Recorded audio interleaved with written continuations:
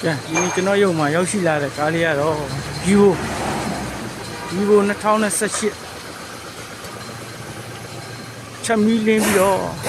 ဘက်ကီယာထိုးပြီးတော့9မိနစ်နေမှထွက်တယ်စောင့်ဘာကြောင့်လဲပေါ့နော်ဒီရှာကြည့်မယ်ကျွန်တော်ရဲ့ YouTube channel လေးอ่ะဆိုရင်ဖြင့်ဂီယာဘောင်းနဲ့ပတ်သက်တဲ့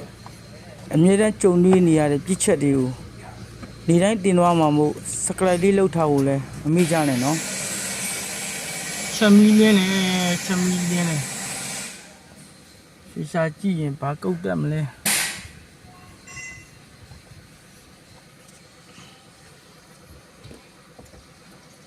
တော့ဖွင့်လိုက်မယ်ဒီစစ်မယ်တယ်နော်စစ်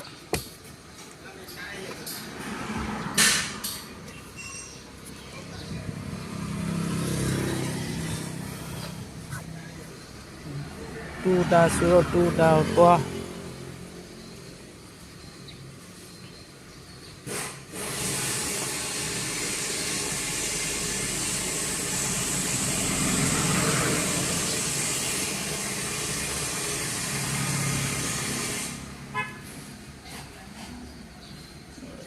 ဂျပန်နဲ့တော့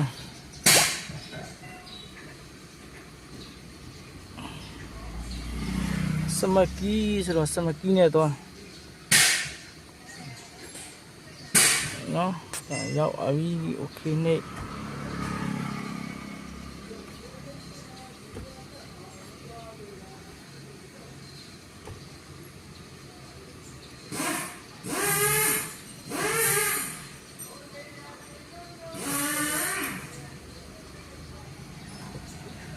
ဒီကောင် transmission တက်ပေးမထားအောင်နော်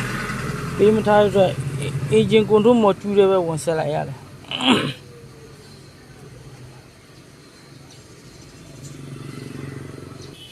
ပေါ့ကိုဖတ်ကြည့်လိုက်ပေါ့ကိုလေးပါမတူကုတ်ထွက်နေတယ် transmission ray sensor ကာရီရဲ့တဲ့ PRNDA input ဒီကောင်စင်စာပြက်လားကျိုးလိုင်းပြက်လားဒီကောင်အများဆုံးဖြစ်နိုင်တာက selector gear position ပေါ့နော်သူက gear ဘယ်လိုဖြစ်လဲဆိုတော့ gear ဘတ်ထိုးရင်စောင့်တယ်လို့ပြောတယ်ဗျာဘတ်ထိုးရင်ကြာတယ်တဲ့အမှစနိုးလိုက်ပြီးအာဂီယာထည့်ချက်ချင်းမဝင်ပြောတယ်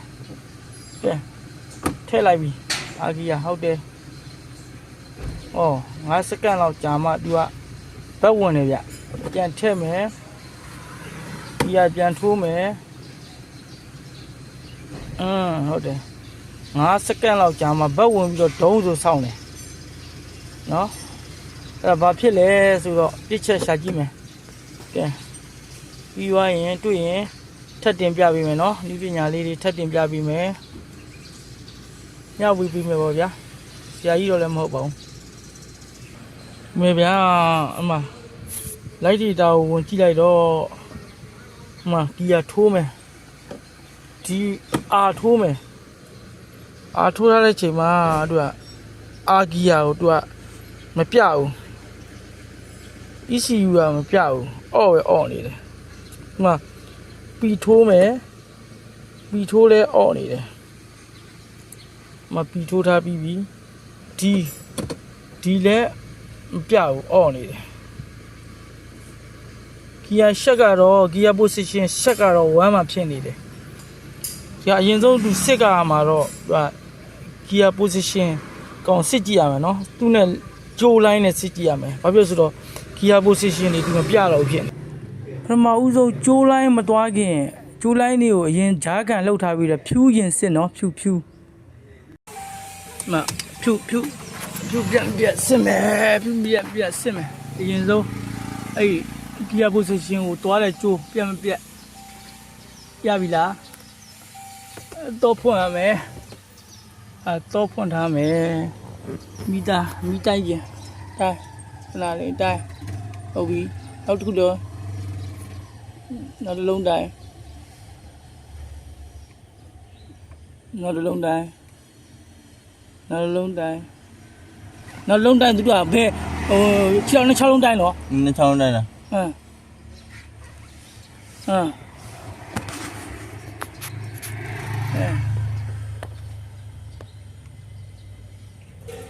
သူရှိတဲ့နေရာကဘယ်မှာရှိတယ်ဆိုဒီကောင်လေးဖြူထားတဲ့နေရာစီရတိုင်းဘယ်ချမ်းပေါ့ဗျာဘယ်မောင်းဆိုတော့စီရတိုင်းဟိုအောက်ပေါ့ညာမောင်းဆိုတော့ဘယ်ချမ်းပေါ့ဘယ်ချမ်းဖြူကုန်မကြည့်လိုက်ဘယ်လုံးပြက်လဲလို့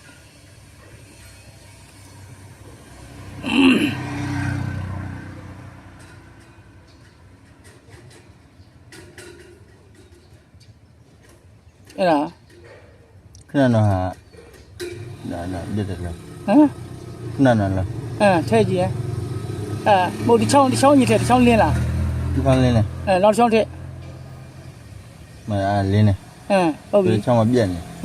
ဆက်မသွားတော့ဘူးသွားတော့အဲ့ချောင်းတစ်ဖက်ထိတစ်ဖက်လင်းတယ်နောက်တစ်ဖက်ထိဟုတ်ပြီလိုက်ပြတ်နေပြီဟုတ်ပြီနောက်လုံးလေးချက်စစ်ပြနောက်ဆုံးစစ်လိုက်ဘေးကလုံးနေရောဟိုအဖြူရောင်းနေဘယ်ဒီဖွင့်တိုင်သူကခုနပိတ်တိုင်တော့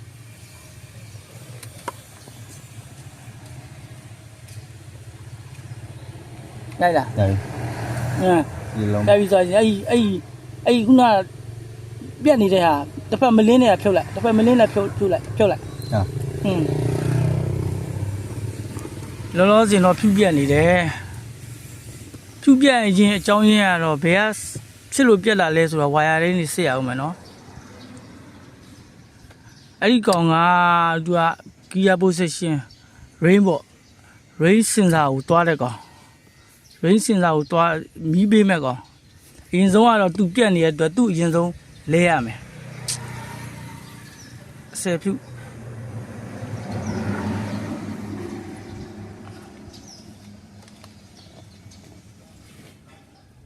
ဖြူဟုတ်တယ်သူ့ရင်လဲရမယ်လဲစမ်းကြည့်ပြီးရရင်ဂီယာထည့်ကြည့်ရမယ်နော်ခဏလေးရော့ဒါအကောဒါပြက်လက်ကောဒီဖြူတလုံးရှာ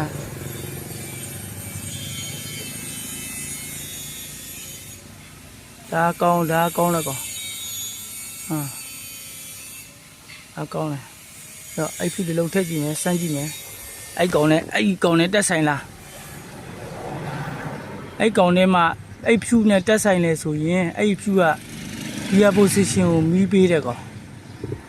ဘာဖြစ်လို့ဒီကောင်ကအဲ့လိုဖြစ်လဲဆို gear position ကိုမီးမရောက်ဘူး gear position ကိုမီးမရောက်တော့မေးမရောက်တော့ gear တွေထိုးရင်လဲဘယ် gear ထိုးနေဆိုတော့ gear position ကနေပြီးတော့ ECU ကိုတွားပြီးတော့တည်မပေးဘူး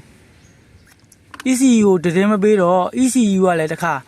gear ထိုးလိုက်တဲ့ဒီဆိုရင်ဒီထိုး B ဘက်ဆိုရင်ဘက်ထိုးမဲ့သူ့နဲ့ပတ်သက်တဲ့ slow night တွေကိုသူကမီးသွားမပေးဘူးမီးသွားမပေးပဲဖြစ်တဲ့အတွက်သူကစီလန်းချောင်းခဏပိတ်ထားတဲ့အတွက် gear ဝင်နောက်ကျတယ် gear ဆောင်းတယ်သူ့ရဲ့ဟွာကအဲ့လိုမျိုးသွားလာသူကပုံမှန်တိုင်းဆိုရင်ဒီကောင်ကဒီထိုးလိုက်ပြီဆိုရင်ဒီဘက်ထိုးအာဘက်ထိုးဗျာထိုးပြီဆိုရင် gear ဘေးကစလက်တာခေါ်တဲ့အဲ့ rain sensor gear position ကနေပြီးတော့ ECU ကိုသူကတည်ပေးမယ် ECU ကနေပြီးတော့ P ထိုးနေပြီး R ထိုးနေပြီး D ထိုးနေပြီးဆိုပြီးတော့သူနဲ့သက်ဆိုင်တဲ့ gear box ထဲကရှိတဲ့ slow night တွေကိုသူကဖွင့်ခိုင်းတာတော့ပိတ်ခိုင်းတာတော့သူကလုပ်ပေးမှာအဲ့ဒါကသူကအဲ့ကောင်က ECU ကိုတည်မပေးတဲ့အတွက် ECU ကနေပြီးတော့ slow night တွေကိုမီးပြန်မချပေးဘူးအဲ့ဒါမျိုးကဲတက်ဆိုင်လားအဲ့ဖြူနဲ့ချက်စမ်းကြည့်မယ်ဒါနဲ့သူသွားမယ်ဝါယာလမ်းကြောင်းကတော့အဲ့လိုရှိတယ်လမ်းကြောင်းကတော့လို့ရှိတယ်ဆိုရင်ဆက်ချက်နူးမယ်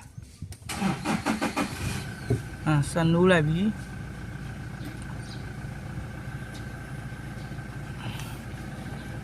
ဘာထူးခြားသွားလဲဆိုဂီယာတိုင်ကွက်မှာဂီယာ position မီးတွေပေါ်လာပြီအစကဂီယာ position မီးမပေါ်ဘူးနော်ဒီကကျွန်တော်ထိုးပြမယ်